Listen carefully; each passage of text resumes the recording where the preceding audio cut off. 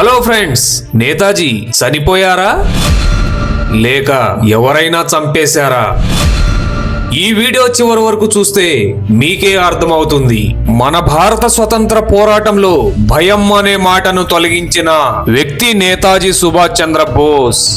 జనాలు ఆయన చూసి ధైర్యం నేర్చుకున్నారు. ఆజాద్ హిందూ ఫౌజు ఆయనను నమ్మి ప్రాణాలు ఇచ్చింది. కానీ ఆశ్చర్యం ఏమిటంటే ఈ మహానాయకుడు చివరి క్షణాలు కూడా ఇప్పటికీ మిస్టరీగానే మిగిలిపోయింది. ఇక వివరాల్లోకి వెళ్లే ముందు ఈ వీడియోనైతే చివరి వరకు చూడండి, మీకే అర్థమవుతుంది. అది 1945 చివరి రోజులు.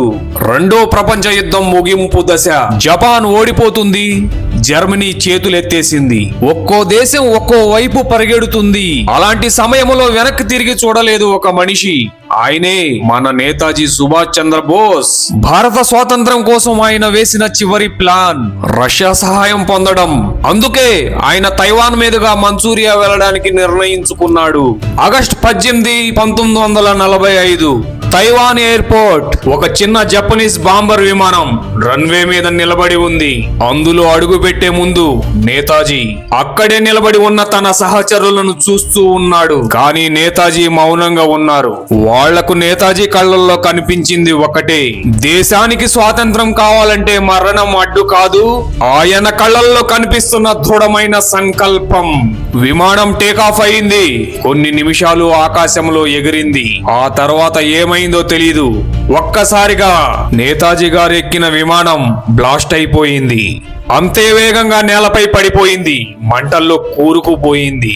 అప్పటి జపనీస్ అధికారులు చెప్పారు నేతాజీ గారు తీవ్రంగా కాలిపోయారు, ఆసుపత్రిలో చివరి శ్వాస తీసుకున్నారు అని. నిజంగా నేతాజీ గారు అప్పుడే చనిపోయారా? అక్కడే మిస్టరీ మొదలయ్యింది. ఎందుకంటే ఆయన శవం భారత్కు రాలేదు. విమాన ప్రమాదం దగ్గర సేకరించిన బూడిద నేతాజీ గారివో లేదో ఇంకా నిర్ధారణ కాలేదు. విమాన ప్రమాదం జరిగిన తర్వాత నేతాజీ గారిని కొన్ని దేశాల్లో కొందరు చూశామని చెప్తూనే ఉన్నారు. కానీ చాలా మంది ప్రస్తావిస్తూ ఉన్నారు నేతాజీ గారు ప్రమాదంలో చనిపోలేదేమో అని.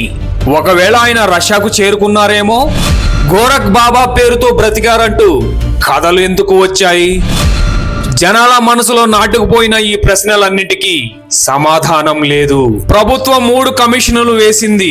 షానవాజ్ కమిటీ, అలాగే ఖోస్లా కమిషన్. ఇవి 2 నేతాజీ గారు చనిపోవడానికి విమాన ప్రమాదమే కారణమని చెప్పాయి.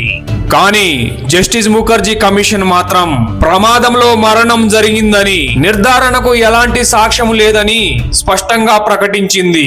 అంటే ఒక దేశం మొత్తం ఆశపడుతున్న సమాధానం ఇప్పటికీ రహస్యంగానే ఉంది.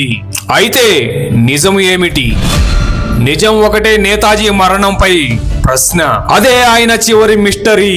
ఆ మిస్టరీకి సమాధానం దొరకకపోయినా ఆయన ఇచ్చిన స్ఫూర్తి, ధైర్యం, త్యాగం భారత చరిత్రలో ఎప్పటికీ నిండుగా నిలిచిపోతాయి. నేతాజీ బ్రతికినా చనిపోయినా ప్రజల గుండెల్లో మాత్రం ఇప్పటికీ బ్రతికే ఉన్నాడు.